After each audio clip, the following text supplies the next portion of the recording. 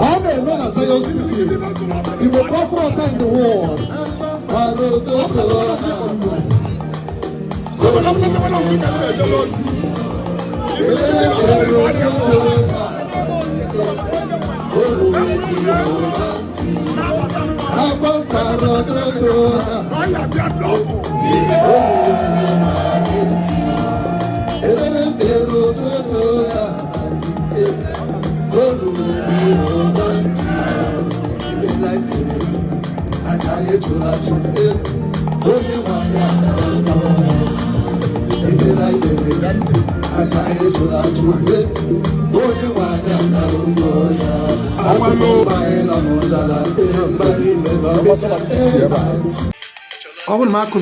Many people gana atafufu ndo na gana ome wata gana atafufu ndo na ekperemeri gana atafufu de no na ife na-ekwu abụrụ eziokwu ye Reverend Father can call, Reverend Sister can call, Eweilo Ezenwanyi can call, eburu onye omenala like Nmiri Eweilo ndị mmadụ na agbajokwu ka obi ihe ike can call. Let us interact.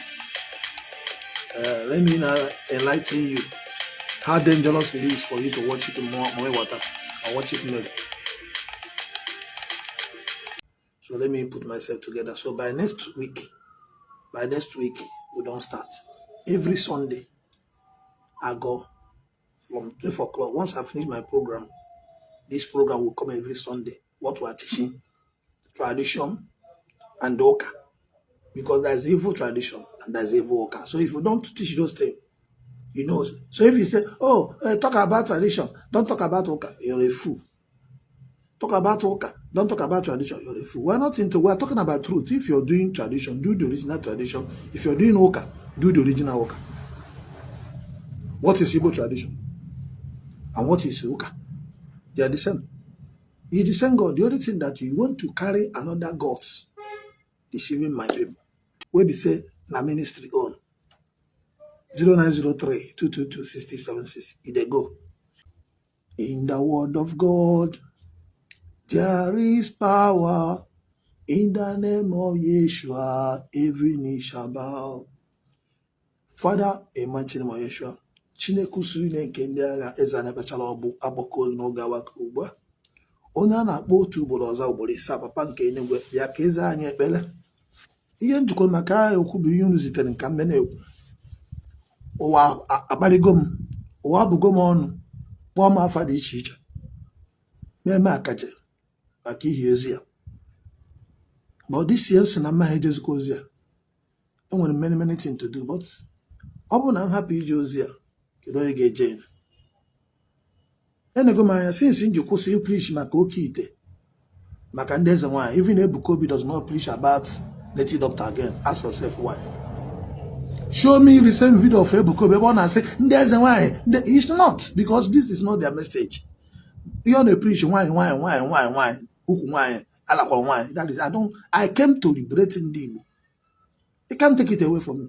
You can see the video of Ijele Say Ebukobi is always capitalizing in trending something. I'm a body koyama. I better email now kit and pure wires. And thank God for Ijela was light. Because when Ijela panic, you go the crime say I fight the insecurity for also or whatever. I don't even know the place, but I saw Ijela not give a chance for this one. I don't know why a man would want to be taking people glory. I don't know why you want to take people glory. Do your thing. They jealous you. Who they jealous you? A criminal is a criminal. He will not do your thing. He want to hijack people destiny. That is why these are one of you lose your destiny. Because it's a greedy man can never be contented with what you have.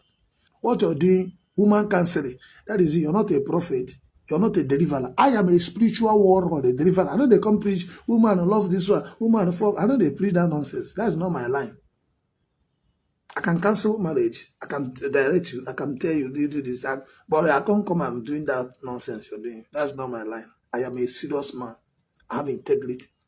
Spiritual warlord. I sent from above to destroy the kingdom of darkness.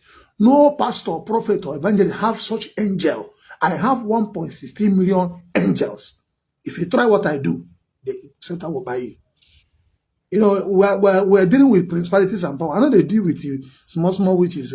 I do, and they deal with what I'm talking about now. Mama Water and the Queen of Faith Mary, they are the principalities and powers. They are the after God, these principalities and powers. Now, this year, I'll have enough time to go into the details. I'll be showing you how Mama Water can kill you. I'll be showing you how Mary can kill you. So if what I'm saying is not the truth, challenge it. 100 million naira house. So you will not say there's no money. 100 million naira, you come and take this house. It's like it's more than 100. So we'll give you you get your own challenge. 2026 challenge. You know, say me, I know the fear for all those things. I know the fear. I'm ready. So if you know, say you're ready,